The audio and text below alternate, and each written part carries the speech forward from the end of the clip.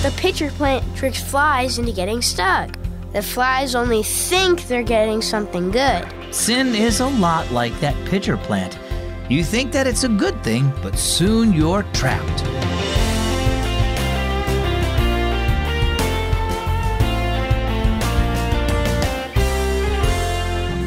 Have you ever been tempted to sin? My name is Zach, and this is Keys for Kids.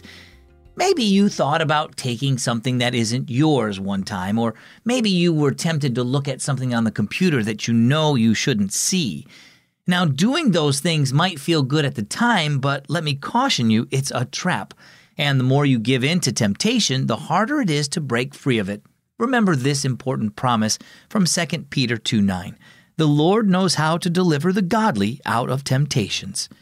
And now for our story, it's entitled Foolish Flies. "Hey, look at this weird plant," called Andres as he and his fellow campers made their way around the swamp. Murmured Mr. Pete the counselor. "That's called a pitcher plant. It's one of North America's most interesting insect-eating plants." "What are all those flies doing down in there?" asked one of the boys as they crowded around and peered into a cluster of leaves. "That plant has caught them for food," Mr. Pete explained.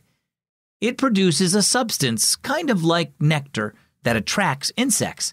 They can easily enter the opening at the top of the leaves, but the sides are slippery and have thousands of tiny hairs that all point downward, and the flies can't get back out."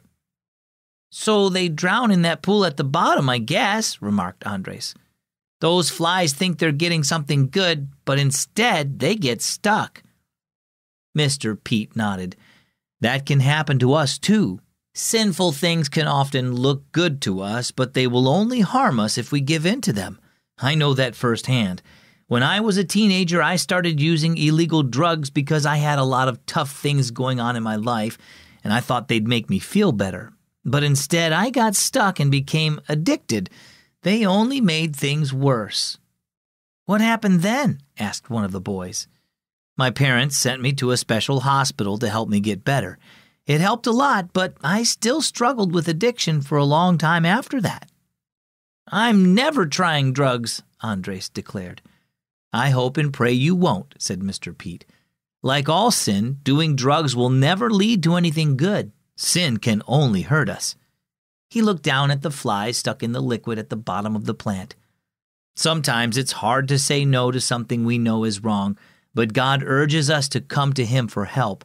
Jesus saved us from sin, and He gives us the power to resist it. We don't ever have to give in.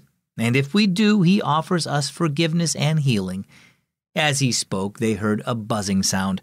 A fly was circling the pitcher plant, drawing a little closer with each pass. Well, how about you? Have you ever given in to something that you knew was wrong? We all have. Giving in to certain temptations can sometimes lead to a very serious problem, but even if a sin seems small to you, like cheating on your homework or talking about someone behind their back, it won't lead to anything good.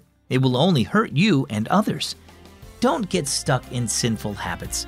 If you know Jesus, He has freed you from sin's power, so trust Him to help you resist temptation. Our key verse is 2 Peter 2:9. The Lord knows how to deliver the godly out of temptations. And our key thought for today, say no to sin. I'm glad I could spend some time with you today on the Keys for Kids story. If you want an easy way to make the stories a part of your everyday life, then ask Alexa to play the Keys for Kids podcast. Then you can listen wherever you have an Echo device, like in the bathroom brushing your teeth, or in the kitchen eating lunch, or even at bedtime just before you go to sleep. It's a great way to make time with God a part of your life. Just ask Alexa, play the Keys for Kids podcast. I'm Zach. Thanks for spending time with Keys for Kids.